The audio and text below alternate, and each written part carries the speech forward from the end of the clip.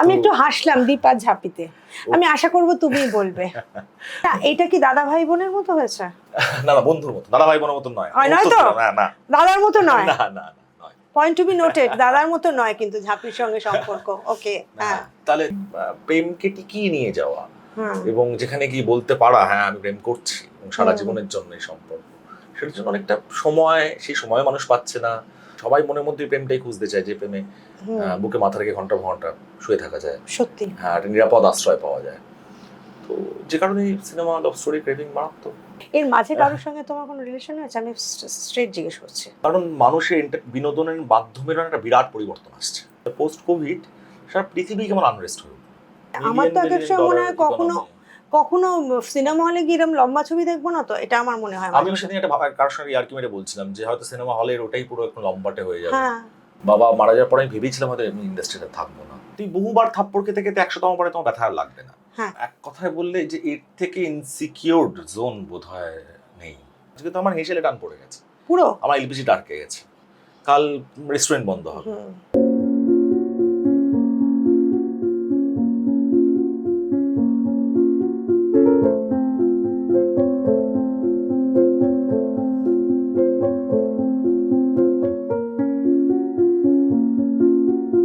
নমস্কার, নিবেদিতা অনলাইনে আমি নিবেদিতা দিয়ে আপনাদের স্বাগত। আজকে আমার চ্যানেলে এসছে একজন খুব গুণী মানুষ, আমি ওকে খুব পছন্দ করি। ওর নাম সৌরভ চক্রবর্তী, আপনারা সবাই ওকে চেনেন। আর আমার খুব ভালো লাগছে যে সৌরভ একটা মানে বড় শুটিংয়ের পরে ও যেন সময় করতে পেরেছো। Thank you very much for coming. সত্যি আমি আসতে চেয়েওছিলাম, তোমাকে আমি চিনি বহুদিন ধরে, বহু বছর ধরে, এবং তো আমি আসতে চেয়েছিলাম, কথাও হয়েছে। সেটা হয় ওই শুটিং মানে টেলিভিশন শো চললে তো শুটিং এর চাপ থাকে, আর কিছু করারও নেই, যেটা রোজকার সফটওয়্যার, তো সেটাকে ডেলিভার করাও একটা প্রেশার থাকে। তো আমি বলেও রেখেছিলাম এবং ওরা আমাকে মানে পূর্ণ সহায়তা দিয়ে যেমন টাইমও ম্যাচ করতে পেরেছি। মানে ভাবা যায় না। তোমার এখন তো লক্ষ্মী চাপি চলছে। লক্ষ্মী চাপি, হ্যাঁ, ভীষণ লক্ষ্মী এবং লক্ষ্মীমন্ত সব ব্যাপার স্যাপার হচ্ছে। আমি আসছি সেই দুষ্টুমিতে পরে। আচ্ছা দুষ্টুমিতে পরে আসছে। আগে প্রথমেই তোমায় জিজ্ঞেস করি যে আচ্ছা একটা কথা আপনাদের বলে রাখি, সেটা হচ্ছে যে ওর জন্মদিন কবে জানেন তো? 11th অক্টোবর, মানে ঠিক অমিতাভ বচ্চনের জন্মদিনের দিন, তাই তো? হ্যাঁ হ্যাঁ, এবং আমরা খুব মজা করতাম। মানে আমার 11th অক্টোবর, আমার দিদির 10th অক্টোবর, অর্চিত রেখার জন্মদিন। এক্স্যাক্টলি। তো আমরা খুবই, দিদি আর আমি খুব এটা মজা করতাম। এটা দারুণ, কিন্তু মানে এটা উনি জানতে পারলে তো দারুণ ব্যাপার হবে। উনি জানবেন কি, একটা সৌভাগ্য হয়েছিল যেটা খুবই মানে সারা জীবন আমৃত্যু মনে রাখার মতো, যেটা হলো শব্দ শব্দ ট্রেলার বেরিয়েছিল। তো এমনি খুব এক্সাইটেড পুরো কন্টেন্টটাকে নিয়ে। রজত কাপুরের সঙ্গে ওয়ার্ক এক্সপিরিয়েন্স খুব ভালো। পায়েল ছিল, সুব্রতদা ছিল, কঙ্কনা ছিল, কৌশিক ছিল। তো সবার সঙ্গে খুবই ভালো মজা করে কাজটা করেছে। তো খুব এক্সাইটেড কেমন লাগবে, সাইকোলজিক্যাল থ্রিলার। তো যেদিন ট্রেলার বেরোয় সেদিন রাত 12টার সময় কঙ্কনা যে অভিনয় করেছিল, আমার বন্ধু, ও এলিফেন্ট স্কুল থেকে পরিচালনা নিয়ে পড়াশোনা করেছে। তো ও নিজেও শর্ট ফিল্ম বানায়, অভিনয় করে, সেখানে একটা সিগনিফিকেন্ট একটা রোলে ছিল, যেটা দিয়ে শুরু অ্যাকচুয়ালি গল্পটা। তো ও বোধহয় ও একটা ফ্যান ক্লাবের মেম্বার, বা সেখান থেকে সূত্র থেকে অমিতাভ বচ্চনের সঙ্গে ওর একটা কানেকশন রয়েছে। তো ও সেটাকে মানে অমিতাভ বচ্চনকে বোধহয় হোয়াটসঅ্যাপ বা সামথিং কিছু পাঠিয়েছিল। তো তারপরে ও জানে নাকি। তো আমরা রাত 12টা বা 11:50 এরকম একটা নাগাদ আমি এমনি স্ক্রল করছি, তখন এক্স ছিল না, টুইটার ছিল। তো টুইটারে দেখছি অমিতাভ বচ্চন ব্লুটিক একটা টুইট এসছে, যেখানে শব্দ ট্রেলারটাকে শেয়ার করা, ও বাবা, এবং সামথিং কিছু এক্সিলেন্ট ওয়ার্ক বা সামথিং কিছু একটা লেখা, কঙ্কনাকে ট্যাগ করা। আমি ভাবছি এর মধ্যে কি ফ্যান পেজ। এবং আমি ঘটনাচক্রে আমি আমার যে কো পার্টনার, যারা আমরা একসঙ্গে কাজ করছি দীর্ঘদিন ধরে, অমিত দা, ঈশিতা, সবাই একটা জায়গায় কোথাও ছিলাম, নয় শুটিং পারপাসেই ছিলাম, না কোথাও বাড়িও ফিরিনি, খেয়ে ফিরবো এরকম। তো ওরাও দেখি না, প্রথমে আমরা সবাই মানে হয় না একটা কেমন আটকে গেছি, এটাই ঠিক দেখছি না ভুল দেখছি। তো ফাইনালি আমরা কঙ্কনাকে ফোন করি, ও ক্রস চেক করে দেখে হ্যাঁ মিস্টার বচ্চন টুইট করেছিল। তো যেটা বিশাল বড়, বিরাট বড়। ওই রাতে তো মানে হ্যাঁ স্বাভাবিক, তবে যে যার মতন বাড়ি বাড়ি গিয়ে ও ফোন করছি, মানে এটা কি মানে তোমার এটা কত নম্বরের কাজ ছিল? প্রথমে করেছিলাম কার্টুন, তারপরে সবার আগে করেছিলাম লিফট, তখন হইচই ফার্স্ট এসেছে আর হ্যাঁ হ্যাঁ, ওটা মানে তুমি প্যারানয়িয়া করেছিলে মানে পরিচালনা করেছিলাম। হুম। তো ফার্স্ট লিফট, সেখানে একটা শর্ট ফিল্ম প্যারানয়িয়া সিরিজের মধ্যে ছিল, মানে ওরা 6টা গল্প মার্ডার, ওটা পরে হ্যাঁ। তো লিফট, তারপরে পূর্ণাঙ্গ সিরিজ ফার্স্ট কার্টুন, কার্টুন, হ্যাঁ, হরর থ্রিলার, তারপরে জাপানি টয়, সোশ্যাল স্যাটায়ার, জাপানি ডল, হ্যাঁ, জাপানি টয়ের পর করা বা ধানবাদ ব্লুজ, ধানবাদ ব্লুজের পর ক্রাইম ড্রামা, তারপরে করি আমরা শব্দজব্দ, ওটাই মানে 3-4 নম্বরের কাজ প্রায় বলা যেতে পারে, তাই তো? তারপরে রাজনীতি, না, তারপরে মার্ডার ইন দ্য, ওটা অভিনয় করেছে। ওটা অভিনয় করেছো, আমি তাই ভাবছি যে ওটাতে তো তুমি অভিনয় করেছো। হ্যাঁ, ওটা তো অঞ্জনদার সিরিজ। হ্যাঁ, আমি আমার পরিচালনায় কখনো অভিনয় করিনি, মানে কোনো কাজেই করিনি।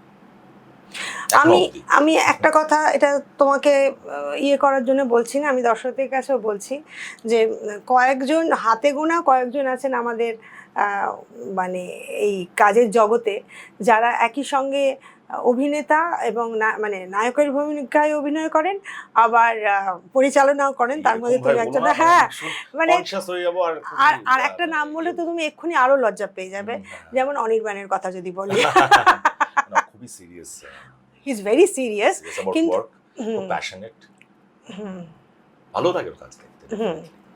আমার তোমারও কাজ দেখতে খুব ভালো লাগে, কারণ তোমার রাজনীতি দেখে আমি খুব, মানে আমি ভীষণ ইয়ে হয়েছে। কেমিস্ট্রি মাস্ট্রিও আমার ভালো লেগেছিল, কিন্তু রাজনীতি আমার বেশি ভালো লেগেছিল। হ্যাঁ, স্পেশালি কৌশিকদাকে তুমি ইয়ে করেছো, সেটা অভিজ্ঞতাটা একটু বলো। চমৎকার অভিনেতা, তো বলার কোনো অপেক্ষাই রাখে না, মানে ওটাও একটা মানে পেট গুড়গুড় ব্যাপার।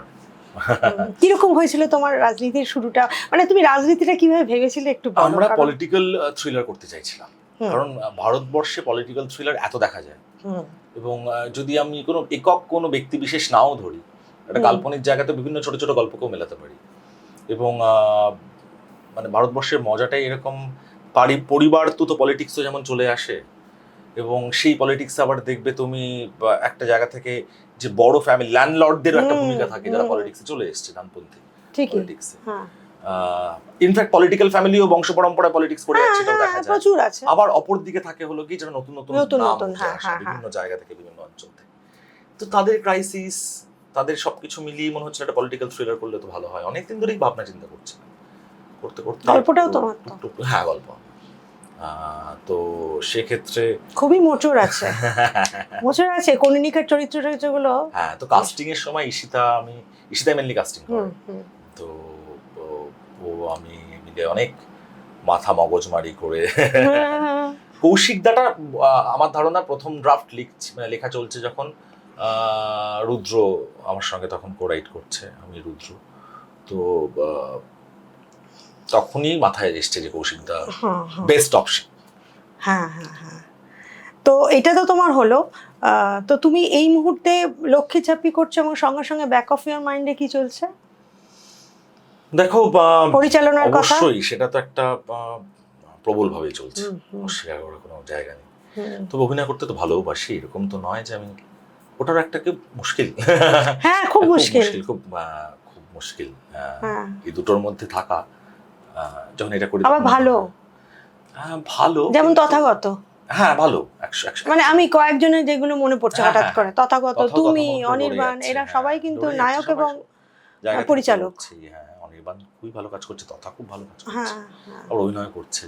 তথা তো মাঝখানে ওরা বড় ছবিও করে ফেলেছে। হ্যাঁ, ওর মাঝখানে ইনফ্যাক্ট ওটা খুব প্রশংসনীয় যে ও একটা টেলিভিশন করে প্রজেক্ট শেষ করে তারপরে কি ছবি করেছে, ওটাকে ধরে রাখা নিজেকে, এবং ভাবনা চিন্তাগুলো কতদিন এই বাজারে, হ্যাঁ, এই বাজারটাও তো খুব অস্থির, বলতো কি হচ্ছে আশপাশে, বলতো যুদ্ধ ফুদ্ধ লেগে, মানে কি অবস্থা না, একে বাইরের যুদ্ধ, তার মধ্যে ঘরের যুদ্ধ। দেখো, বাইরের যুদ্ধকে এড়িয়ে যাওয়ার জায়গা কোথায়, মানে আমরা যাচ্ছিলাম, আজকে তো আমার হেসেলে টান পড়ে গেছে পুরো, আমার এলপিজি ডার্কে গেছে, কাল রেস্টুরেন্ট বন্ধ হবে, আমি প্রত্যেকদিন দেখছি যে প্রচুর অটোর লাইন, তাহলে এতগুলো অটোর যারা রয়েছে তারা কি অবস্থা হবে, মানুষের কি অবস্থা হবে যারা যাতায়াত। এবার এই যে এত লোকে যে ডেলিভারি বয় ছিল তাদের সবাই গেল, সব তো আমরা তো একের সঙ্গে চেন তো, কিলোমিটার দেখে লাভ নেই, 6,000 কিলোমিটার দূরে বিস্ফোরণ হলো, তার তো ছাপ এসে পড়লো, প্রত্যেকটা জায়গায় পড়বে, তো কোথাও থামাতে পারছি এশিয়ানের না। মধ্যে ঢুকে আমরা গেছে। তো একটা অদ্ভুত সময়,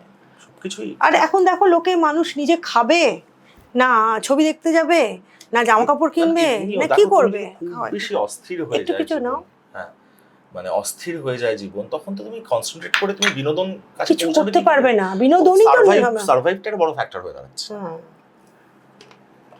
ইকোনমিক্যালি, ফিনান্সিয়ালি। তবু আমি বলবো যে আমাদের এখনো টেলিভিশনটা বা ওটিটিটা, এইভাবে বলবো, টেলিভিশনে সিরিয়াল এবং ওটিটি প্ল্যাটফর্মে ওটিটিটা আছে বলে মানে বিনোদন জগৎটা কিন্তু রান করছে, এটা আমার মনে হয়। হ্যাঁ, মানে 100% তাই। দেখো, এটা থাকবেও, কিন্তু মাঝখানে মাঝখানে যে ঢেউগুলো আসে না, তাতে অনেক সময় অনেক কিছু উজাড় হয়ে যায়। এই যে এখন ধরো বাংলা ছবিটাও তো খুব মানে অবস্থাটা খারাপের দিকে যাচ্ছে, সবাই জানে এটা, এটা আমি বলছি বলে না, সবাই জানে যে বাংলা ছবির অবস্থা খুব খারাপ। আমি বাংলা বলবো না গো, ছবির অবস্থাই খারাপ। কারণ ওই বললাম যে তুমি কোনো কিছুতে না ডেফিনিট করতে পারবে না, মানে তুমি ওটাই হবে আর সেই জায়গায় নেই, সবটাই একটা খুব, কারণ মানুষের বিনোদনের মাধ্যমের একটা বিরাট পরিবর্তন আসছে আস্তে আস্তে আস্তে আস্তে, সেটা মানে দিকে আমরা পা দিয়ে দিয়েছি। মানুষ অনেক বেশি সোশ্যাল মিডিয়ায় সময় কাটায়, একদম অনেক বেশি সেখানে আদান প্রদান করে, এবং নেশার মতন সেটা খানিকটা। তো সেখান থেকে তার মধ্যে অস্থিরতা জীবনের রয়েছে, প্রচুর পরিশ্রম, সেই ওয়াইজ একটা বৃহত্তর মানুষের হাতে আয় নেই, বা লিভিং কস্ট বাড়ছে হু হু করে, চাহিদাও বাড়ছে, ইচ্ছেও বাড়ছে, উপকরণও তো বাড়ছে, তার মধ্যে এমন জুঝে রয়েছে না মানুষ, সেখানে দাঁড়িয়ে ক্লাসিক্যাল বিনোদনের যে মাধ্যমগুলো তারা তো একটা এফেক্টেড হচ্ছে। সিনেমা, টেলিভিশন, অদ্ভুতভাবে আমরা অনেক বছর আগে থেকে উঠে যাবে যেগুলো রেগুলার প্র্যাকটিস, এগুলো থাকবে, কিন্তু একটা ঢেউয়ের মধ্যে দিয়ে যাচ্ছে সবকটা। মানে ধরো 8-9 বছর আগেও ওটিটিকে যে জায়গায় পৌঁছাবে বলে ভাবা হচ্ছিল, কোথাও গিয়ে সেটা পৌঁছাতে পারলো না, আটকে গেল কোথাও গিয়ে। তো এগুলো না সবটাই মুশকিলের জায়গা, ট্রায়াল এন্ড এরর করতে করতে চলছে আর কি। সবার জীবনে মোটামুটি ট্রায়াল এন্ড এররে চলছে। দেশ বিদেশেও দেখো, আজ এই বন্ধু কাল ও শত্রু, কেউ বোম ফেলে দিচ্ছে, কেউ বলতে পারছে না কেন তুমি করছো এটা, গুলি যাচ্ছে কে কার বন্ধু। সত্যি তাই, তাই না বলো, বাস্তব জীবনেও তাই, কে কার বন্ধু আমরা গুলি ফেলছি, দেশে দেশেও গুলি ফেলছে, ভালো কথাটা বললে, সব জায়গায় কে কার বন্ধু আমরা গুলি ফেলছি, মানে রাষ্ট্রনায়করা গুলি ফেলছে, আমরা তো অনেক ছোট মানুষ। এনিওয়ে, তো এই গ্যাস যেভাবে আমাদেরকে মানে পুরো ইয়ে করে ফেলেছে, আমি তো ইন্ডাকশন কিনতে গেছিলাম আউট অফ সব, মনে হয় নিশ্চয়ই প্রবলেমের সলিউশন বেরোবে, কিন্তু একটা চাপ তো সত্যি বলো। দেখো কোভিডেও তো সলিউশন বেরিয়েছিল, কিন্তু 4 বছর কিভাবে মেরে দিয়ে গেল বলো তো মানুষকে। মানুষের জীবনটাকে একদম এরকম পেতে দিয়ে চলে গেল। কোভিডের পর থেকে যত রকমের সমস্যা শুরু হয়, যুদ্ধর আনাগোনা হঠাৎ করে কিন্তু বেড়ে গেল না, ভাবার বিষয়। পোস্ট কোভিড সারা পৃথিবী কেমন আনরেস্ট হয়ে, প্রযুক্তি যত বাড়ছে, মানুষের প্রয়োজন যত কমছে না, তত বোধহয় আরো এটা হয়ে যাচ্ছে। টলারেন্স, মানুষ একটু হিংস্র হয়ে গেছে, মানুষের খুব টলারেন্স লেভেল চলে গেছে। যে জাজমেন্টাল হব না বলে মানুষ, আমি শুনতাম মানুষ জাজমেন্টালি, তো এখন মানুষ তো নানা রকম ফেসবুকে জাজমেন্টালি চলেছে। এই যে তুমি বলছো টলারেন্স কমে গেছে, তার কারণ হচ্ছে 3 মিনিটের বেশি ধৈর্য আর থাকে না, কারণ রিলটা 3 মিনিটই চলে। এবং আরো খারাপ, ওটা বোধহয় প্রথম ধৈর্যটা বলে 9 সেকেন্ড বা এরকম একটা, তাই না? মানে 9 সেকেন্ডে তোমাকে সোয়াইপিংটা 9 সেকেন্ড না 6 সেকেন্ড এরকম একটা কিছু, যেটার মধ্যে না থাকলে তুমি বেরিয়ে চলে যাও। আমি নিজে মানে আমার নিজের খারাপ লাগে, একটা জিনিস দেখতে দেখতে সেই লোকটা কথাটা শেষ করছে না, আমি সেটা সরিয়ে দিচ্ছি, আমি কত অসভ্য হয়ে গেছি। হ্যাঁ, এবং যবে থেকে ওই ল্যান্ডস্কেপটা ভার্টিক্যাল হয়ে গেল একদম, তো তখন থেকে আরো কমে গেল না। তুমি তো এই আজকাল ভার্টিক্যাল ফিল্ম বেরোচ্ছে, আমি মানে আমরা প্রোডিউসও করেছি বুলেট অ্যাপের জন্য, প্রথম বোধহয় ওটা ভার্টিক্যাল বুলেট, ওটা ছায়া সঙ্গী হরর। তো আমার খুব ইচ্ছে ছিল ভার্টিক্যাল। আমি বাংলায় দেখিনি, মানে আমার দুর্ভাগ্য, আমি দেখতে পাইনি, কিন্তু ওই কুকু টিভি তারপরে কিছু ওইগুলো আছে না। দেখো, এটা তো কোরিয়ান যে ভার্টিক্যাল সিরিজগুলো এতটাই জনপ্রিয়, হ্যাঁ সে ভাববার বাইরে, তাই নাকি? আচ্ছা, মানে এরকম লম্বাটে, মানে আমার তো এক সময় মনে হয় কখনো সিনেমা হলে গিয়ে এরকম লম্বা ছবি দেখবো না, তো এটা আমার মনে হয়। আমি সেদিন একটা কারোর সঙ্গে ইয়ার্কি মেরে বলছিলাম যে হয়তো সিনেমা হলের ওটাই পুরো একটু লম্বাটে হয়ে যাবে।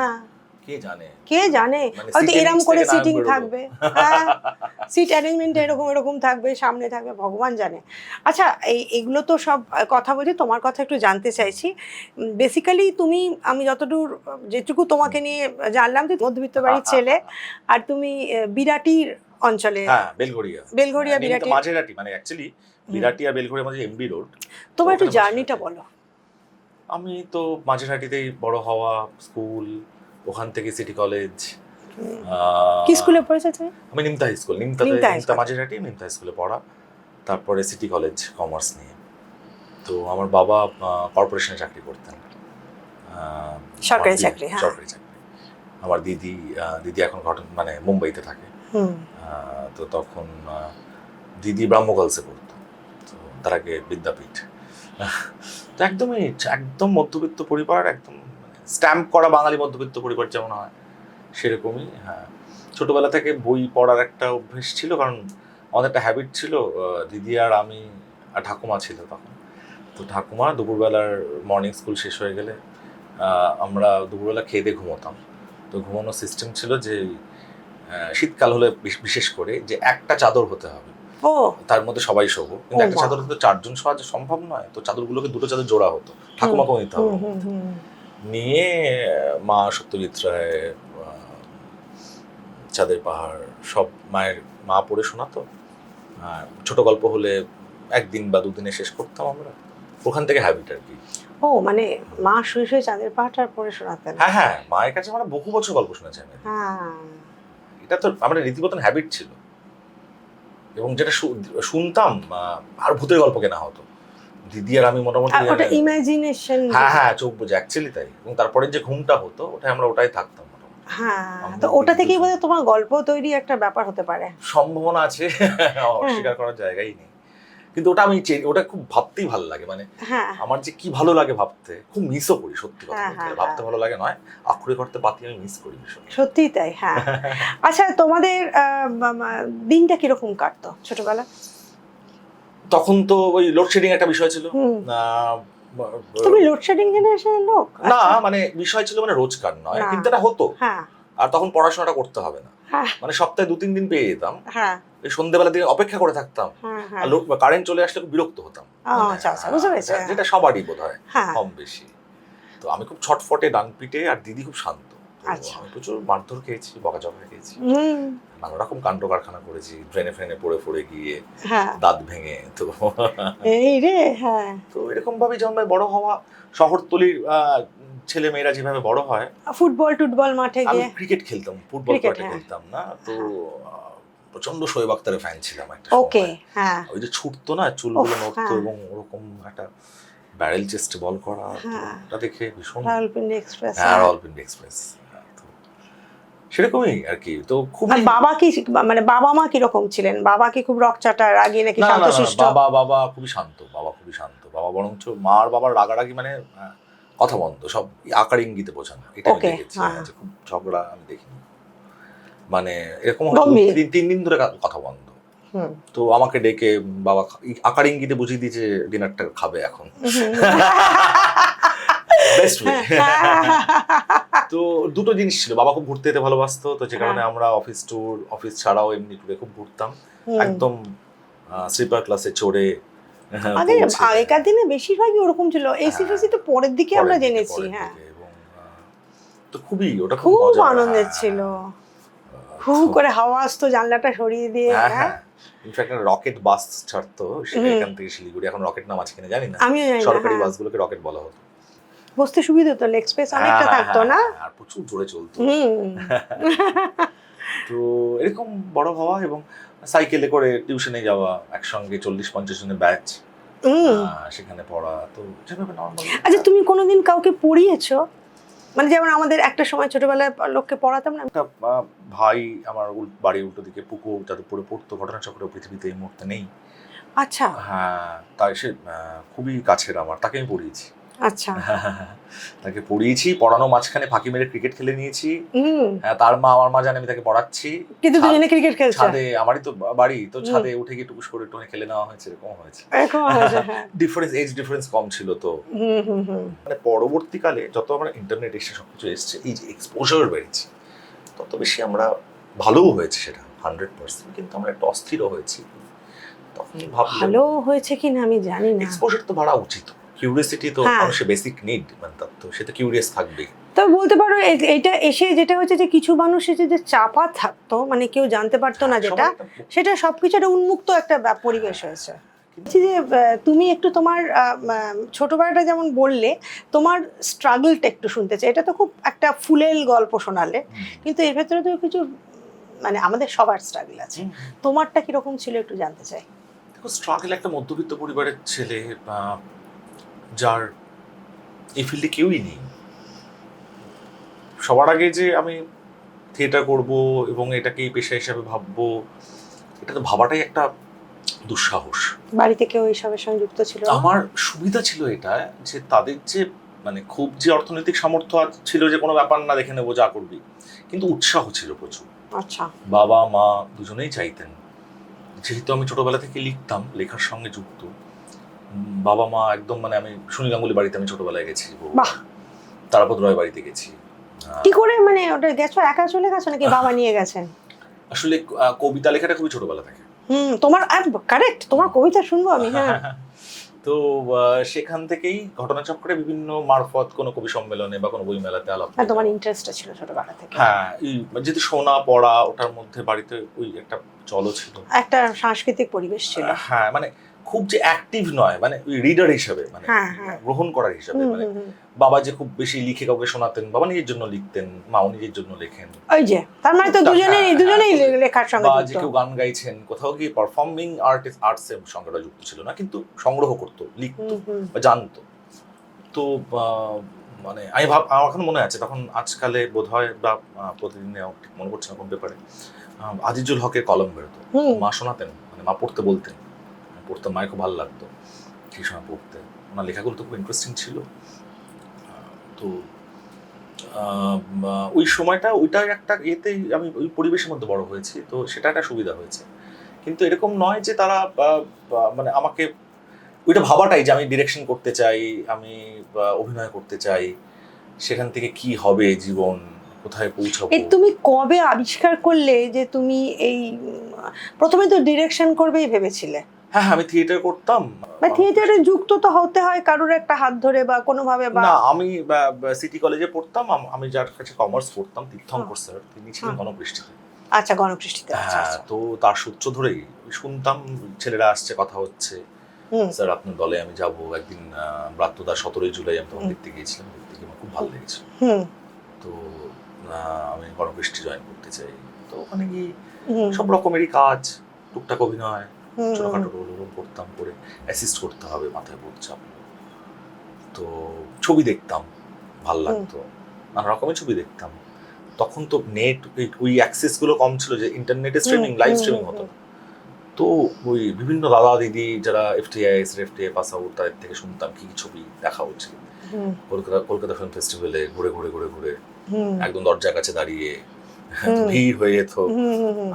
তো কার্ড জোগাড় করা একটা বড় ব্যাপার ছিল, কার্ড পাওয়াটা একটা বিশাল বড় ব্যাপার, একে ধরে ওকে ধরে তুই করে করে করে ছবি দেখা দিয়ে অ্যাসিস্ট করতে আসার কথা ভাবা। তুমি একটা দল ছেড়ে দিয়েছিলে, তারপর জিজ্ঞেস করতে গেছিলে, বলেছো তুমি চালে, সেটা কোন দল? তা কোন দল বলে লাভ নেই, কোন একটা দল। হ্যাঁ, আমি গণকৃষ্টি বললে বলে জিজ্ঞেস করছিলাম। তো সেটা, হ্যাঁ দেখো, আমি সেটাই বলছিলাম যে আমি মানে আমার নিজের সেলফ এস্টিমটা বরাবরই কমই ছিল, মানে খুবই কম ছিল, যে আমি কিছু আমি ঠিক আছে, আমার ভালো লাগে, আমি এটা ভীষণই ভালো লাগে, মানে এটা ছাড়া বোধহয় আমি কিছু পারবোই না। আচ্ছা, তোমার এই যে সেলফ এস্টিমটা কম তুমি বললে, ছিল এটা হ্যাঁ ছিল, এখনো তুমি খুব হাম্বল। হাম্বলের সঙ্গে সেলফ এস্টিম কমের কথা। হ্যাঁ হয়, সেলফ এস্টিম কম থাকলে নিজেকে একটু নিচু করে রাখতে ইচ্ছে করে, সেটা খুব ভালো। আমার একটুখানি উপর উপরে রাখলে ভয় লাগে, মানে তখন একটা প্রেসার চলে আসে নিজের কাছে। আমি পরিচালনা জানি, আমি অভিনয় জানি, আমি নায়ক এবং আমি কবিতা লিখি, সুতরাং আমি হ্যাঁ না, এটা মুশকিল আছে। এই চেতনাটা খুব গন্ডগোলের চেতনা। এটা যদি কারোর মধ্যে গ্রো করে, ঢুকে যায়, তাহলে গেল। হ্যাঁ, মানে ছোটখাটো, মানে সেটা এইগুলো না করলে অন্য কিছু করলেও, এই চেতনাটা ঢুকলে আমার ধারণা সেই মানুষটা খুব গন্ডগোলের হয়ে উঠবে। আচ্ছা, তুমি এই যে ফিল্ম জগতে যে এতদিন ধরে রয়েছো, মানে 2011 থেকে তোমার শুরু, আমি যেটা যতদূর বললাম 2010-11 থেকে 25, হ্যাঁ, এই যে তুমি এতদিন ধরে চলে তো যাচ্ছে, এবং এটা করেই তো তোমার জীবন জীবিকা পুরোটা চলছে। এটা সহজ কথা নয়, কারণ বাংলা ফিল্ম জগতে জীবন জীবিকা চালানোটা তো বেশ কঠিন। এই যে তুমি মানে অর্থনীতি বা তোমার কাজ পাওয়া, এই যে জায়গাটা তোমার কিরকম গেছে একটু বলো তো। আমি এক কথায় বললে যে এর থেকে ইনসিকিউরড জোন বোধহয় নেই। সেটাই জানতে চাইছি। থেকে ইনসিকিউর জোন, যে কারণে ওই বললাম অস্থিরতা সবকিছু এই জগতের সঙ্গে মানুষের সঙ্গে খুব বেশি জড়িয়ে থাকে। সব রকমের সামাজিক অস্থিরতা, অর্থনৈতিক অস্থিরতা, মানসিক অস্থিরতা। এটা কি করে কোপ করো? মানে ধরো তোমার হাতে কাজ, এরকম প্রচুর দিন গেছে। ইনফ্যাক্ট বাবা মারা যাওয়ার পর এরকম টাফ ডে গেছে যখন আমি টেলিভিশন ছেড়ে প্রোডাকশন হাউস তৈরি করার কথা ভাবছি। টানা 1-1.5 বছর কোনো আয় নেই, এরকম দিনও গেছে। সরি, শুনতে পেলাম না। টানা 1-1.5 বছর কোনো ইনকাম নেই, এরকম দিনও গেছে। তার তো বেশি গেছে, 2 বছর। বাবাও চলে গেছেন, মানে খুব ডিপ্রেশনের মধ্যে দিয়ে, তুমুল ডিপ্রেশন। আমি না বলতে পছন্দ করি না, আমার খালি মনে হয় ওটা চেরিশ করা, ওটা পার্ট অফ লাইফ, মানে ওগুলোও দরকার। তুমি ওটাকে এখন তো তোমার পেরিয়ে এসছে, ওটা তোমার কাছে একটা পাস্ট, সুতরাং ওটাকে তুমি একটু জাস্ট একটা ইনফরমেশন হিসেবে বলো। তো এরকম যখন দিন গেছে বুঝতে পেরেছি এর থেকে অনিশ্চিত, এবং এটাই থাকবে, এটা চিরকালই থাকবে, এটা নিশ্চয়তার জায়গায় যাওয়ার কোনো জায়গাই নেই। কারণ যে জিনিসের জীবিকা মানুষের পছন্দ এবং বিনোদনের সঙ্গে জড়িত, তার সঙ্গে কত নেসেসিটি জড়িয়ে নেই, প্রচন্ড কঠিন। হ্যাঁ, মানে আজকে তোমার চাল ডাল এর সঙ্গে যারা যুক্ত, এগুলো নেসেসিটি, এগুলো তো মানুষের। একটা সিনেমা না দেখলে তোমার মানে বছর পর বছর চলে যাবে, একটা টেলিভিশন না দেখলেও চলে যাবে, যে কোনো কিছু না পড়লেও তুমি চালিয়ে দিতে পারবে। তো সেখানে দাঁড়িয়ে টিকে যাওয়া, এবং ওই তখনই মনে হয় যে আমি অনেক ওইগুলো জিনিসে আমার ওই মানে নিজেকে আলাদা করতে পেরেছি। মানে ধরো অভিনয় করেছি, আমি পরিচালনাও করেছি, প্রডিউস করেছি, রিস্ক নিয়েছি নিজেকে নিয়ে বারবার, এবং আমার একটা ওই দাঁতে দাঁত চেপে লড়ে যাওয়ার একটা ক্ষমতা আছে, আমি এটুখানি বিশ্বাস করি। খুব একটা লাকটাকে আমি বিশ্বাস করি না, কারণ যেহেতু ঘটেনি। আচ্ছা, তোমার যখন 1 বছর কোনো কাজ ছিল না, কই তখন তো শুনিনি এরকম কোনো কথা তোমার হাতে কাজ নেই, হেই সেই। এখন যেমন প্রত্যেকে শুনি এর হাতে কাজ নেই। না, এটা তো নাই থাকতে পারে, এই জগতে তো থাকবে এরকম কি সিউরিটি আছে? সত্যি তাই, কোথাও তো কোনো জায়গাই নেই, তো চাকরি নয় না, তো নাই থাকতে পারে। প্রচুর মানুষের, প্রচুর তাবড় অ্যাক্টরের এই মুহূর্তে নেই, আগে কোনো একটা সময় ছিল না, পরে এসছে। এবার যে কাটাতে পারে, খুব কঠিন কাটানো। কারণ তখন এই প্রোডাকশন হাউসে বানাচ্ছি তো তখন। আচ্ছা, এই যে প্রোডাকশন হাউসটা বানালে, এটা তো একটা অর্থনৈতিকভাবে অনেকটা লাগে। না, মানে ফিনান্সার, হ্যাঁ, ফিনান্সার সেটা করে, প্রচুর কারেজ লাগে, প্রচুর লড়াই লাগে। তো প্রচুর ওই স্বপ্নটা আমি ডিরেক্ট করব, এবং আমরা কতগুলো মানুষ একসঙ্গে ডিফারেন্ট কিছু গল্প বলতে চাইছিলাম। চারিপাশে তো নানা রকম গল্প। আচ্ছা, নাটক থেকে বেরিয়ে এসে তুমি আমি অ্যাসিস্ট করতে শুরু করি রানা দাস সুদেশনা দিকে। ও, সুদেশনা দিকে অ্যাসিস্ট করতে? আচ্ছা আচ্ছা। আমি প্রোগ্রামার হিসেবে কাজ করতাম, প্রচুর বকা খেতাম, কান ধরে উপবাস করতাম, সিনেমার গল্প শুনতাম। হ্যাঁ, আর আমি একটুখানি আমি হলাম কি, মানে 3 জন মানুষের মধ্যে একদম 3 নম্বরে বসে থাকা ছেলেটা আর কি। বুঝতে পেরেছি। তো মানে আমি খুব বেশি জিজ্ঞাসা করতাম না, বা খুব বেশি আমাকে চোখেও পড়তো তাও নয় আর কি। তো কিন্তু প্রচুর ভালোবাসতেন ওনারা আমাকে। সেখান থেকে আরেকটা টেলিভিশন প্রজেক্টে আমার বন্ধু, সে এখন খুব বিখ্যাত চিত্রগ্রাহক, সৌভিক, আমরা চিন্টু বলে ডাকি। তো চিন্টুর আমি খুবই ছোটবেলার বন্ধু। তো এরকম অ্যাসিস্ট করতে করতে এশিয়ান ফিল্ম একাডেমি থেকে পড়ে এসছে, তো আমারও প্ল্যান ওখানে ডিরেকশন নিয়ে পড়তে যাবো। তার আগে 4-6 মাস কিছু আয়ও হয়ে যাবে, ইনকাম, আর একটুখানি প্র্যাকটিক্যালও হবে, মানে শেখাও হবে। আর একটা টেলিভিশন প্রজেক্টে আমি সেকেন্ডারি হিসেবে ঢুকি আর কি। সেখানে হিরো বোধ হয় কেন, যে প্রোটাগনিস্ট যাকে চুজ করা হয়েছিল তাকে চ্যানেল ক্যান্সেল করে দেয়। তখনই অডিশন দিতে গিয়ে, যেটা তুমি শুনতেও পাবে, মানে আমি দেখি, হ্যাঁ শুনেছি এটা। ওখানে অডিশন যখন আমরা দিচ্ছিলাম, তো আমরা যারা রেডি ছিলাম সংখ্যায় বাড়াবো বলে, ধরো ক্যান্সেল হয়েছে শুক্রবার, নেক্সট সোমবার যাওয়া লাভা দলে 22 দিন, সবটা ক্যান্সেল হয়ে যাবে।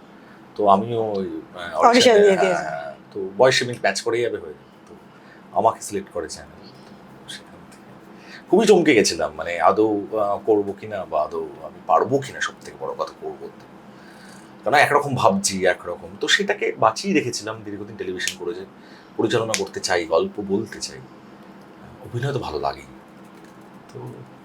তো লড়াই, দেখো লড়াইটাকে ওইভাবে দেখি না, কারণ লড়াইটা পার্ট অফ দ্য লাইফ, কঠিন লড়াই, এবং সবার লড়াই খুব কঠিন। কার লড়াই কঠিন নয় বলো? সত্যি। আমি কেন গ্লোরিফাই করবো আমার লড়াই কঠিন? না না না না না, আমি জানতে চাই, আমি বলছি। হ্যাঁ হ্যাঁ, কারণ কি এক একজনের এক এক ধরনের লড়াই তো। এবং হ্যাঁ, ঠিক ঠিক, মানে অন্যের লড়াই গল্প শুনলে একটু ভালোও লাগে, সেটা শুনতে ডেফিনেটলি, হ্যাঁ, সাহস যোগায়, সেটা তো বটেই। তো কঠিন।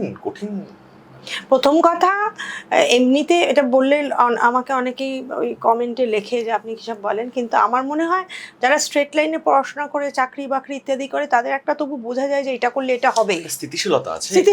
কিন্তু মা একটা বড়, আমি দেখেছি মায়ের সঙ্গে আমার, মানে এই সময়টা একটা, মানে মা এই সময়গুলোতে, অস্থির সময়গুলোতে কোনোদিন কিছু চাপিয়ে দেয়নি, শুধু বলতো সময় এটা বেরিয়ে যাবে, সময় এটা বেরিয়ে যাবে, এবং তুমি তো চুজই করেছো আমার একটা প্রফেশন, তুমি তো এক্সপেরিমেন্টই করতে চেয়েছো। হ্যাঁ হ্যাঁ।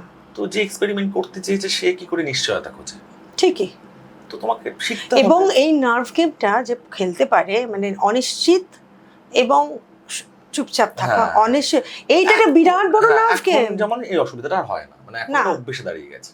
এবং আমার কাছে ওটাও একটা শেখা যে আমার যে প্রচুর টাকা বা মানে ওই বৈভবটা প্রয়োজন, ওটা ছাড়া হবে না, ওটাও আমি ফ্লেক্সিবল, যেটাই অ্যাকচুয়ালি আসল মাইন্ড গেম। ওটাই আসল। হ্যাঁ, যে আমার মানে এই প্রফেশনে থাকার জন্য মাইন্ড গেমটা সবচেয়ে বড়, তাই না? আর এক্ষুনি তোমায় ডাকলো, তারপর মধ্যে পর মুহূর্তে ক্যান্সেল হলো। আর তুমি যদি এক্সপেরিমেন্টাল হও তাহলে আরো কঠিন। হ্যাঁ হ্যাঁ হ্যাঁ। মানে তুমি চাইছো এটা বানাবো, ওটা করবো, হ্যাঁ হ্যাঁ হ্যাঁ, তো ভীষণই কঠিন। তো তাহলে তোমার প্রিপেয়ার্ড থাকতেই হবে যে কঠিন ফেজ আসবে, হ্যাঁ। খুব কঠিন মানসিকভাবে সেখানে টিকে থাকা। আচ্ছা, তোমার মা প্রথম তোমার কোন অভিনয়টা দেখেছিলেন? আমি মেঘমানবী বলে একটি নাটক করেছিলাম গণবৃষ্টিতে, হ্যাঁ, সেটা দেখতে গিয়েছিল, এবং আমার মনে আছে দিদি এত টেনশন করেছিল যে দিদি বোধহয় পুরো নাটক দেখতে পারিনি। খালি মনে হচ্ছিল ভাই ভুলে যাবে এবং লোকজন জুতো ছুড়ে মারবে, ভাই হেসে ফেলবে না কেঁদে ফেলবে, হ্যাঁ হ্যাঁ কিছু একটা করবে, কারণ পর্দা খুলে ভাই দিকে দিয়ে শুরু, তো বেশিক্ষণ আর নার্ভ ধরে রাখতে পারিনি। ওর অদ্ভুত অদ্ভুত ঘটনা, মানে দিদির সঙ্গে আমার সারাক্ষণই মানে লেগে রয়েছে। কেটে শুনি কিরকম? হ্যাঁ, মানে আমি যখন দাঁত তুলতে গেছি, মনে আছে ছোটবেলা একবার মেডিকেলে বাবা নিয়ে গেছে, তো আমরা লাইনে দাঁড়িয়ে আছি, তো সামনে কারো দাঁত তোলা হচ্ছে, আমি দাঁড়িয়ে আছি, আমি দাঁত তুলবো না, ভীষণ ভয় পেতাম। তো বাবা বকাঝকা দিচ্ছে, তো একজন সামনে একটা বাচ্চা দাঁত তোলা হচ্ছিল, তো সেখানে মেডিকেল না ডেন্টালে গেছিলাম, সরি, তো সেখানে ডাক্তার বকছে বাচ্চাটাকে, এত জোরে বকছে, দিদি মাথা ঘুরে, ভাইয়ের হলে কি হবে, দিদি মাথা ঘুরে পড়ে গেছে, দিদিকে জল টল খাওয়ানো হয়েছে। অত্যন্ত ভালোবাসে তোমাকে। হ্যাঁ হ্যাঁ, কিন্তু দেখলে বোঝা যায় না, সেটা একদম মা পা আছে পুরো, বুঝতে দেওয়া যাবে না। আমি তো বলি ওকে, তুই দিদি কম মা বেশি, দিদি মা তুই। দিদিরা তো মার মতোই হয়। হ্যাঁ হ্যাঁ হ্যাঁ। ওর ছেলে মেয়ে আছে, হ্যাঁ ভাগ্নে রয়েছে। ওরে বাবা, এবং তাই তো দারুণ মজা। ভয়ঙ্কর কাণ্ড হয়েছে, দিদি আর মা আমাকে নিয়ে, ও তো পাগল আছে, ও এরকম করে বেড়ায়, এক্সপেরিমেন্ট করে বেড়ায়, হ্যাঁ, যে চিন্তাটা ধরো আমি করছি ওটা ওরা 200 গুণ বেশি দিয়ে করে, খুব স্বাভাবিক। তো ওটা ভাগ্নে শুনতে শুনতে ওর ধারণা আমার সম্পর্কে ওরকম তৈরি হয়েছে, ও ভাবে মামাই খুব ছোট, ওটা ঠিক বোঝে না, ওটা পাগল আছে, আজকে এটা মনে হলো কালকে ওটা মনে হলো, হ্যাঁ হঠাৎ করে ছুটলো ওটা করতে। তো ওর মা, ওর ট্রিটমেন্টটা আমার প্রতি ওরকম টাইপের আর কি, এই লাইট অফ করিসনি কেন মামা, এইটুখানি গুড়গুড় এসে, কতবার যে বলতে হবে তোকে লাইট অফ করতে, ফ্যান অফ করতে, কি সুইট। তোমাদের ফ্যামিলিটা তোমাকে নিয়ে একটু মানে এরকম নয়, হবে হবে হবে। হ্যাঁ। এবার তোমাকে, তোমার এখন যে সিরিয়ালটা চলছে এবং সেখানে তোমাকে নিয়ে বেশ একটা রসালো গল্প চলছে, সেটা তোমায় সত্য স্বীকার এখানে করতে হবে। না, সত্য স্বীকার করছি যে আমি তো বলিও, তো আগেও বলেছি, আগে যেটা বলেছি সেটা কেন বলবে না? না না, সেটাই তো বাস্তব, তাহলে আর কি করে নতুন করে বলি বলো। আমরা সত্যি কথা, আমরা খুব ভালো বন্ধু, আমাদের খুব বড় প্লাস পয়েন্ট এই আমার 9 বছর পর ফেরা টেলিভিশনে। একটা তো ছিলই যে আমি আর বানাচ্ছি না আপাতত, অনেকদিন বানাতে পারবো না। তো কেন? কারণ টেলিভিশন করলে তো মেকিং তুমি পারবে না, সম্ভব নয়, অত ব্যস্ততা থাকে এবং একটা কমিটমেন্ট থাকে, এর সঙ্গে অনেক কিছু জড়িয়ে রয়েছে, প্রফেশনালিজম। তো আমি কারণ এই মিডিয়ামটাকে তো অস্বীকার করার কোনো জায়গা নেই, কারণ এত লার্জ এবং এত হিউজ, কোনো মানে অকল্পনীয়, মানে সেটাকে ছোঁয়াটাও মুশকিল, এই যে স্কেল টেলিভিশন, সে তো বটে। তো যেহেতু 9 বছর পর টেনশনে চলে যে মানুষ যদি আদৌ না ভালোবাসে, ভুলেই গেছে হয়তো, মানে তুমি কি নিজে থেকে চাইলে যে তুমি অভিনয় করবে? না, অফার অনেকদিন ধরেই ছিল। হ্যাঁ, তো আফটার আবার রাজনীতি, তারপরে আমরা একটা 100 এপিসোডস একটা সিরিজ বানিয়েছি, এটা কখনো আসেনি, একটি চ্যানেলের জন্য, বেসরকারি চ্যানেলের জন্য। তারপর থেকে অ্যাকচুয়ালি মনে হচ্ছিল যে অনেকদিন অভিনয় করা হয় না, আর একটা সিরিজের লুপে আমি কোথাও গিয়ে আটকে গেছি, আমি ছবি বানাতে পারছি। বুঝতে পেরেছি। তো তার সেটা সময় দরকার, আর বহুদিন অভিনয় করা হয়, তারপরে ছুটিও নিলাম আমরা, ছুটির প্রয়োজন কোথাও গিয়ে। তো সে কারণেই ভাবা, তখন অফারও ছিল, তো তারপরে ভাবছিলাম যে এটা মানুষ দেখবে কিনা, কিন্তু মানুষ এত পছন্দ করেছে, লক্ষ্মী ঝাঁপিকে এত ভালোবেসেছে, ভীষণ ভালো, চরিত্রগুলোকে এত ভালোবেসেছে, এবং টিআরপি রেটিংও আমি কাগজে দেখি তো বেশ অনেকটা খুবই ভালো, খুব সম্মানজনক জায়গা থাকে। তো সেখান থেকে একটা এই দীপ আর ঝাঁপির একটা প্রচুর মানুষের ভালোবাসা পেয়েছে, যে কারণে আমি একটু হাসছি, কিন্তু আমি একটু হাসলাম। আমি একটু হাসলাম দীপার ঝাঁপিতে, আমি আশা করব তুমি বলবে। ওকে আর আমাকে একসঙ্গে দেখতে মানুষ পছন্দ করে এবং খুব ভালো কথা লেখে, খুব পজিটিভ এতটা কথা লেখে। এতটা ইয়ে করলে বললেও হবে না, আসল কথাটা খুলে বলো।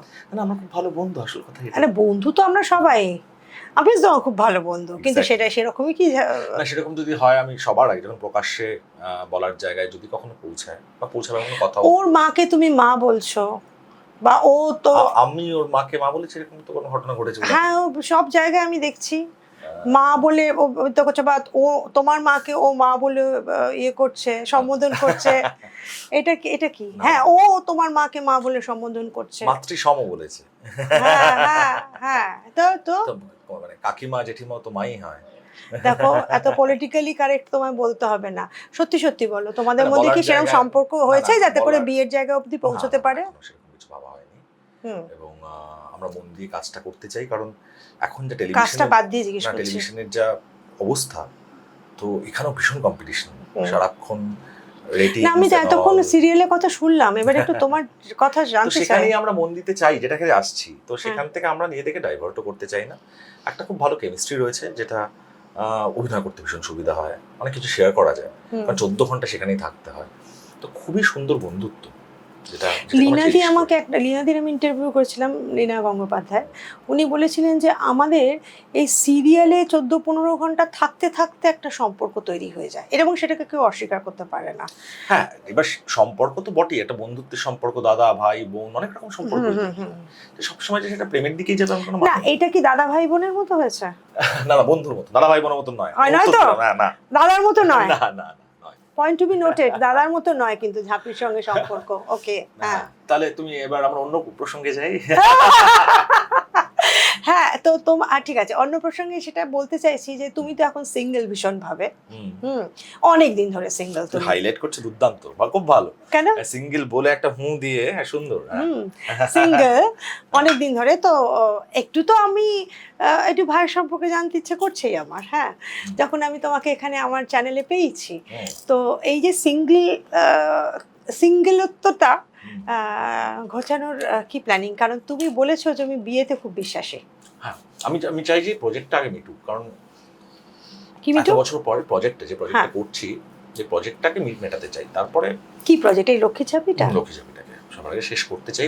শেষ করতে চাও মানে এটা ধরো তোমার যদি অনেক দিন ধরে চলে, চলবে। হ্যাঁ, আমি এর মাঝখানে জীবন নিয়ে কিছু ভাবা, সবার আগে সময় পেয়ে উঠবো না। না ঠিকই। হ্যাঁ, মানে ওটা ভাবার জন্য যে সময় দেওয়া প্রয়োজন, সেই সময়টাই পেয়ে ওঠা খুব দুষ্কর এখানে। ঠান্ডা মাথায় ভাবতে হবে, প্ল্যানিং করতে হবে, তো তার ঘেটেই যাবে সবকিছু। এবার তাহলে আমি এটা জিজ্ঞেস করি, তোমার তো 8-9 বছর বিবাহ বিচ্ছেদ হয়ে গেছে, তারপরে তুমি এদিকে বলছো যে আমি ওকে দাদার মতো রাখছি না, তাহলে কি আমি একে একে দুই করবো? সিরিয়াল শুরু হচ্ছে 8 মাস, তুমি তো কোথায় কোথায় বলেই ফেলেছো। না 8 মাস ঠিক আছে, আমি ধরে রাখছি ওটা 2 বছর হবে। খুব ভালো, আমি সেটাই জন্য বলছি। ওকে বিরিয়ানি আর কি চাও? হ্যাঁ, of course biryani, fish fry, okay, হ্যাঁ, এগুলো পড়ুক, কিন্তু তারপরে কি এটাকে তুমি স্ট্যান্ড রাখছো নাকি না আরো ইয়ে দেখতে চাইছো, একটু খোঁজ করতে চাইছো? দেখো, আমি বলছি খোঁজ দেখা জোনেই আমি নেই। এর মাঝে কারোর সঙ্গে তোমার কোনো রিলেশন আছে? আমি স্ট্রেট জিজ্ঞেস করছি। দেখো, আমার সবথেকে বড় জিনিস, বাবা মারা যাওয়ার পর থেকে যখন থেকে প্রোডাকশন হাউস করছি, দেখো আলাপ বহু মানুষের সঙ্গে হয়েছে, মনে হয়েছে বহু মানুষকে, কিন্তু আমার রিলেশন তো অনেক বড় শব্দ, অনেক ভারী শব্দ, একদম। তো সেটার কি করে হবে, মানে এত ওই যখন আমি তো রোলার কোস্টার রাইডের মতো, বাবা মারা যাওয়ার পর থেকে হাউসটাকে দাঁড় করানো, উড়ি বাবা করা, উড়ি বাবা একটা ইউটিউব চ্যানেল, এত পরিশ্রম করতাম আমরা, এত রিস্ক, এতগুলো টাকার স্টেক, আমরা প্রত্যেকেই মধ্যবিত্ত পরিবার থেকে আসা। উড়ি বাবাতে তোমরা কজন আছো? আমরা তিনজন, মানে যে আমাদের যে মাদার্স এজেন্সি স্প্যান, সেটা বাদ দিলে আমরা এখানে তিনজন। আচ্ছা, তো ওই ইউটিউব চ্যানেলটাকে কি শর্ট স্টোরি যায়? না, এখন আপাতত হাইবারনেশনে রয়েছে। আমরা ওখানে বিরোহী করেছিলাম সিরিজ, টিভিএফ, পকেট ফিল্মস এর মতো, বা এখন ওগুলো খুব পপুলার। হ্যাঁ, তো ওরকম ভাবে সেই সময় আমরা খুবই খুবই সাড়া ফেলেছি। এবার একটা সময় পর গিয়ে ইউটিউব আমাদের পুরো মনিটারি ইস্যুটাও তো চেঞ্জ হচ্ছিল, পলিসিগুলোও চেঞ্জ হচ্ছিল সেই সময় ইউটিউব। মানে তুমি কি এটা বলতে চাও যে বিবাহ বিচ্ছেদের পরে তুমি ভীষণ কাজের মধ্যে ঢুকে গিয়ে মানে পুরোপুরি ইনভলভড হয়ে গেছে? বাবার মৃত্যু এবং তোমার বিবাহ বিচ্ছেদ প্রায় কাছাকাছি সময় হয়েছে, যদি আমি ভুল না করে থাকি, তাই তো? হ্যাঁ, আমি বাবার তোমার মৃত্যুটাও শুনবো, ওটা তো একটা বড় তোমার জীবনের একটা। হ্যাঁ, বাবার চলে যাওয়াটা খুব আকস্মিক, এবং আমরা জানতাম কারণ যে রোগ হয়েছিল তাতে যেতেই হতো। হঠাৎ প্রেগন্যান্সি ধরা পড়লো হঠাৎই, এবং কোনো কারণ ছাড়ে। বাবা কোনোদিন কোনো নেশা কোথায় করতেন কোথায় না। মাউথে, আপার গাম, ও হ্যাঁ লোয়ার গাম। লোয়ার গ্রামে যখন ধরা পড়ে ওই তখন কোন স্টেজে? ফার্স্ট স্টেজে ধরা পড়েছিল, তারপর সার্জারি হয়েছিল, কেটে বাদ দিতে হয়েছিল। আমার নতুন করে কথা শেখা, বাবা খুবই কোথায় আবেগপ্রবণ সার্জারি মানুষ। করেছিলে? প্রথম সার্জারি হয়েছিল আমাদের ভদ্রলোক নাম আমি জাস্ট বলে যাচ্ছি, কলকাতায় না মুম্বাইতে। মুম্বাইতে, আচ্ছা। হ্যাঁ, তিনি খুব বিখ্যাত সার্জন, আচ্ছা। সার্জন। হ্যাঁ। কিন্তু সেটা করার পর অদ্ভুত ভাগ্য যে আমাদের রিল্যাপস করে এক বছর মাথায়, তারপর থেকে টাটায় পুরোটা কনভার্ট করা। ওই আর কি, সময় বাবাও চেষ্টা করতেন, শেষ বয়সে লিখেছেন নানা রকম, যেহেতু বলতে অসুবিধা হতো লিখে করতেন। বাবার ছিল প্রচুর এনার্জি। বাবা মারা যাওয়ার পর আমি ভেবেছিলাম হয়তো আমি ইন্ডাস্ট্রিতে থাকবো না। হ্যাঁ, একদম মানে সেই সময় আমার ক্লোজ বন্ধুরা, আমার মা, আমার দিদি, এক প্রকার ছেড়েই দিয়েছিলাম হাল। আর ভাল লাগছে না, এত লড়াই আর ভাল লাগছে না। একে তো তোমার নিজের জিনিস করতে গিয়ে সে তার জন্য লড়াই, সেটাকে বোঝাও, তার মধ্যে জীবনের লড়াই, এত লড়াই আর পেরে উঠছিলাম না। তো খুবই মানে ডিপ্রেশনে চলে গেছে। সেখান থেকে আস্তে আস্তে আস্তে আস্তে আমার আশপাশ আমাকে মোটিভেট করে। তো সেখান থেকে ওই ফেজে কি মানে জীবন যদি তোমার সুস্থির না হয়, তুই প্রেম নিয়ে ভাববে কোথায়? না তো। হ্যাঁ, তো তখন লড়াই, কন্টেন্ট অ্যাপ্রুভ, সে কন্টেন্ট বানানো, ঝক্কি, নিজেকে একজন অ্যাক্টর যখন সে ডিরেকশনে আসছে, তার একটা বিশ্বাসযোগ্যতা প্রশ্ন আসেই সবার মাথায়, খুব স্বাভাবিক, আমার হলেও আসতো। তো সেখান থেকে মানুষের আস্থা অর্জন করা, একের পর এক কাজ পাওয়া, সেটাকে করা, কত কাজ ক্যান্সেল হওয়া চোখের সামনে দেখা। তো ক্যান্সেলটা নেওয়াও তো বিরাট, রিজেকশন নেওয়ার তো বিরাট ব্যাপার। দেখো রিজেকশনটা নিয়ে দেখো অনেকে নেশা করে, তুমি কি করেছো? নিতে পছন্দ করে না, আমিও পছন্দ করতাম না, করিও না, কিন্তু এটা অভ্যেসে দাঁড়িয়ে গেছে। রিজেকশন এত দেখেছি, বরঞ্চ একটা সময় ভালোই আর কি, হতে হতে হতে একটা সময় অভ্যেস। হ্যাঁ, যে না হবে। হ্যাঁ, তুই বহুবার থাপ্পড় খেতে খেতে 100তম পরে তোমার ব্যথা আর লাগবে না। হ্যাঁ, নয় তোমার ব্যথাটা কনস্ট্যান্ট হয়ে যাবে, আর উপর চামড়াটা ম্যাক্সিমাম তোমার শক্ত হয়ে যাবে। হ্যাঁ, শক্ত হয়ে গিয়ে ওটা অবশ্যই হয়ে গেল। হ্যাঁ, ওটাই তোমার এক্সপেক্টেড হয়ে গেলে মনে হবে এটা ভালো। হ্যাঁ, তাই তো। কিন্তু এটা থেকে অনেকে নেশা, অনেকে অনেক রকম পথে চলে যায়। তোমার কি সেরকম কখনো সময় হয়েছিল? মা, ওই জন্য বারবার বলি যে আমি হয়তো মা না থাকলে আমি হয়তো ওইদিকে যেতেও পারতাম। আচ্ছা। কারণ যেহেতু বাড়িতে মা রয়েছে, একটা কোথাও গিয়ে মেন্টাল জবাবদিহি তো থেকে যায়। তিনি খুবই এমনি শান্ত, কিন্তু সারাক্ষণই তুমি যে প্র্যাকটিসটা তুমি করতে চেয়েছিলে সেই প্র্যাকটিস তুমি ছাড়তে চাইছো না। বাহ, তুমি তো এত কিছু করো, মানে এত লড়াই করেছো তুমি সারা জীবন ধরে, কলেজ থেকে শুরু করে সব মারাই কিন্তু পারে, জানো তো। তো এটার জন্যই তো তুমি এটা করো, কে তোমাকে বাধা দিচ্ছে? তোমার দিদির বিয়ে কি বাবা মারা যাওয়ার আগে হয়েছিল? হ্যাঁ। বাহ, একটা খুব কথা জিজ্ঞেস করি, এখন তো তুমি অনেকটা স্টেবল। হ্যাঁ, এখন তুমি স্টেবল, উইথ ঝাপি। না না, এই বিষয় না, আমি নিজে স্টেবল, আমি কাজে স্টেবল, টাচফুড। তুমি এখন তোমার সিরিয়ালটা খুব ভালো চলছে, এবং তোমরা মানে খুব উদ্যমে কাজ করছো। মোটামুটি তোমাকে প্রচুর লোক ভালোবাসে, তোমার মুখটা খুব মিষ্টি, সব মিলিয়ে এবার আমি তোমার ফেজটা গেছে। আমি বলছি ধরো বাবা মারা যাওয়ার পর থেকে প্রথম 4 বছর মেন্টালি কাজগুলো করে উঠে, তারপরে ধরো উড়ি বাবা যখন ফর্ম হয়েছে সে সময় তখন পরিশ্রম। আচ্ছা, বাবা মারা যাওয়ার পরেই তো তোমার সঙ্গে মধুমিতার সঙ্গে বিচ্ছেদ হয়েছিল, ফলে দুটো পর হয়েছিল, কাছাকাছি সময় হয়েছিল। সেটা থেকেও তো একটা উত্তরতে সময় লেগেছে, ফলে সেটাও তো একটা বড় তোমার। দেখো সবটা মিলিয়ে মানে যে কোনো বিচ্ছেদই মানে দু প্রান্তে, ওরও প্রান্তে আমার প্রান্তে, এটা নিয়ে দরকার নেই। হ্যাঁ, ও নিজে একটা নিজের মতো করে সেটেল করে গেছে, কোনো মানে হয় না, দরকার নেই। আচ্ছা, আর আমরা খুব আশা করছি তুমি তাড়াতাড়ি সেটেল করে যাও। এবার তোমার কাছে একটু জিজ্ঞেস করি, যেহেতু এবার একটু হালকা ফুলকা শেষের দিকে আমরা চলেই এসছি। হ্যাঁ, ভীষণভাবে তোমার সাফল্য কামনা করি, কারণ হ্যাঁ, প্রথম কথা। আর দ্বিতীয় কথা, তোমার কাছ থেকে একটু তোমার প্রিয় জিনিসপত্র জানতে চাই, তোমার প্রিয় নায়ককে, প্রিয় অভিনেতাকে, এইগুলো। বেশ বাংলায় আমার ভীষণ পছন্দ, মানে বলারই অপেক্ষা রাখে না, উত্তম কুমার। হ্যাঁ, যাকে মানে কোনো জায়গা নেই নাম না বলা, একদমই। হিন্দিতে যদি তোমার উত্তম কুমারের 2-3টে ছবি, একটা বলা মুশকিল, নায়ক অবভিয়াসলি, হ্যাঁ, কোনটা বলি বলো তো? এই একটা আমি উত্তম কুমারের ক্ষেত্রে না একটা বড় সমস্যা হয়ে যায়।